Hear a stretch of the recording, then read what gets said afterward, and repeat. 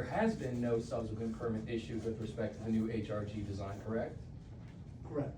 Okay, so the only permit that was in existence for you to appeal was the 2021 permit, correct? I was not aware of it. I'm not asking you if you were aware of it, I'm asking you factually, was that the permit you appealed? Yes or no? It ended up being yes. Okay, and the township withdrew that permit in response, as part of the procedural response to your appeal, correct? I don't know that. Okay. That you'll agree with me, the township withdrew its permit subsequent to your filing of an appeal of that permit, correct? Correct. Right.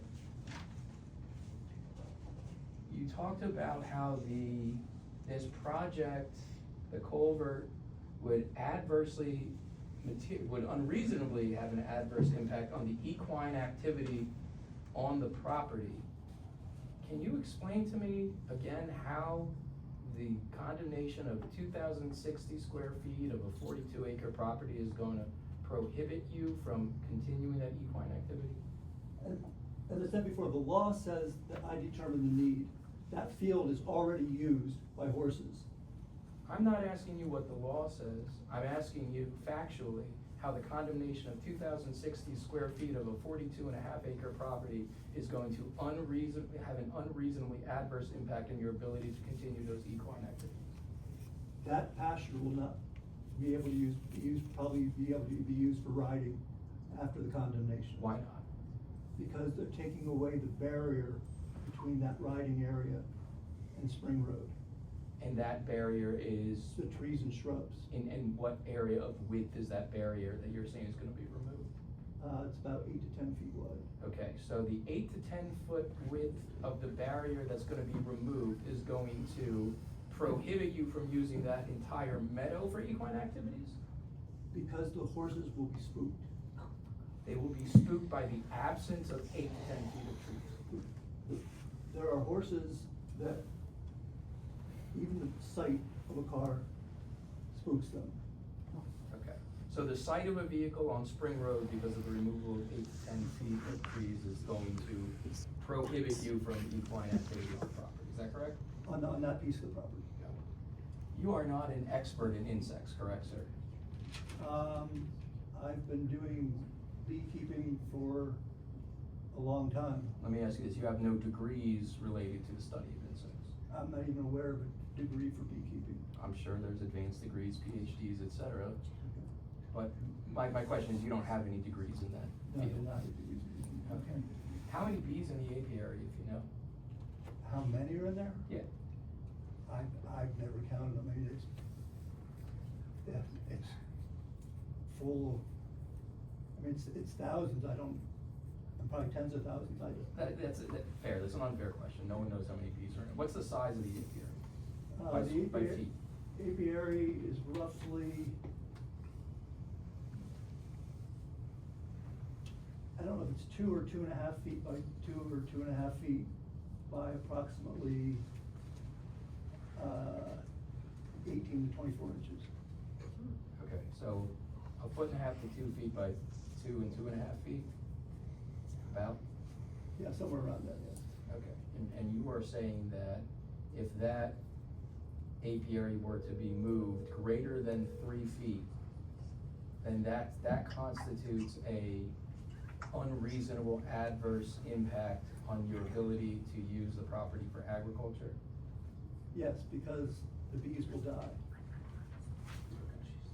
I have nothing further. Okay. Any questions from the committee? I do. Please. So, Richard, you said you were the beekeeper? Yes. So how many did the bees make it over this past winter? I didn't count the number. No. Did the hive survive? The hive's still alive. How about last year? It's the same hive. I know. Did the 75% of all beehives this past year died out? All right, well, this one, I checked, there's still bees alive. So in your experience, has your hive ever died out where you had to replace the queen? By the way, I have a master's degree in entomology, so. I've replaced it Have you ever replaced a queen before? Yes, I have. Okay, when did you do that? It's been a while, I don't remember the last time I did that. Why did you do that? There was one time, I think, the hive died due to mite infestation. And how do you take care of the mites? Apivar and,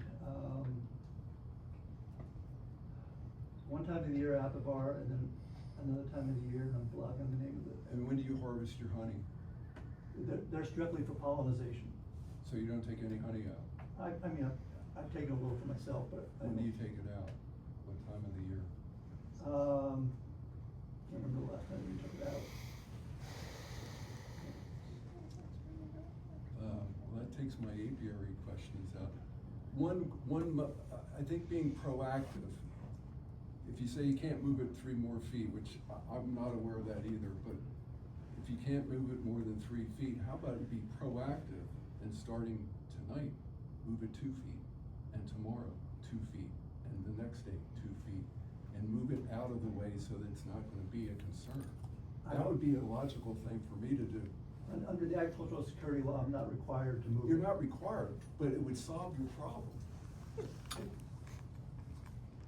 I'm not giving Willistown an excuse to be allowed to take my land. Okay, I have one other question now.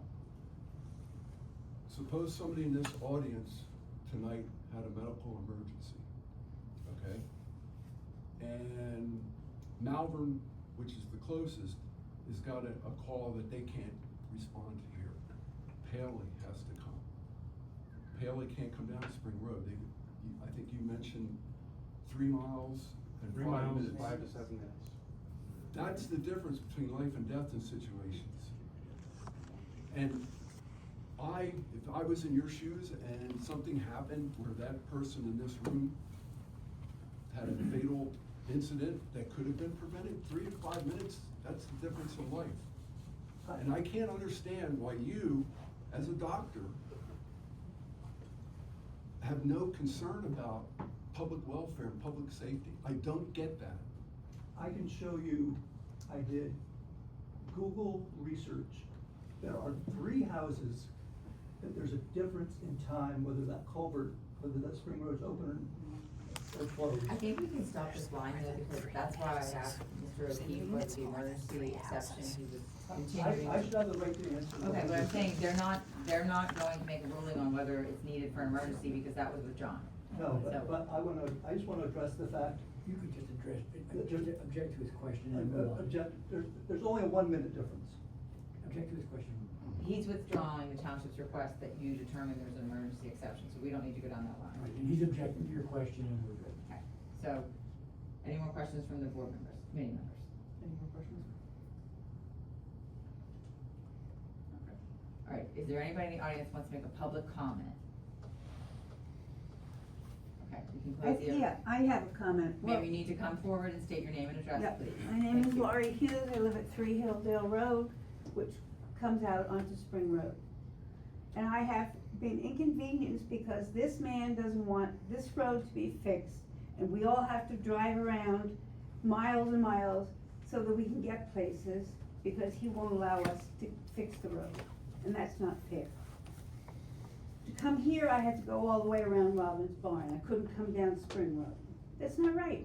He stopped, that we all can't have our way, because he doesn't want to give up a portion, a tiny portion of his property. Tiny. Whoops. Thank you, Ms. Hughes. Another person wants to speak, please state your name and address. Maria Goodyear, 20 Laurel Circle. We have the creek that goes, Crum Creek goes along the side of our house and in front of our house, and goes over the road when there's a heavy rain. I would love to have a bigger culvert. I'm sure the people on the other side of Laurel Circle would love to have a bigger culvert, but we can't get it until he gets his fixed on Spring Road. Anyone on the top of the circle, and I think that's about, 6 houses, cannot get off the circle when it's flooded. Emergency vehicles cannot get up to where they're living. I mean, it's very selfish. Thank And it's you. affecting everybody. Thank you. Anybody else got any comments from board staff? I'm happy to speak, thank you. My name's Kevin O'Rourke, I live at 224 Spring Road.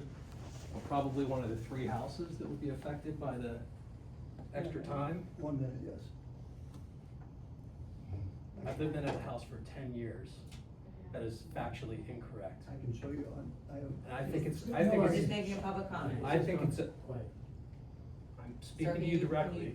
Speak to the committee, Joe. You're I think making it's comments to the abhorrent, committee. this one individual and the selfishness, because of a portable beehive. So let me just stop you there. I just wanna make sure we're all being respectful. We're not either way just impugning character or motive of anybody, so as long as you can direct us A and just. portable beehive on a 44-acre farm where horses can go lots of different places.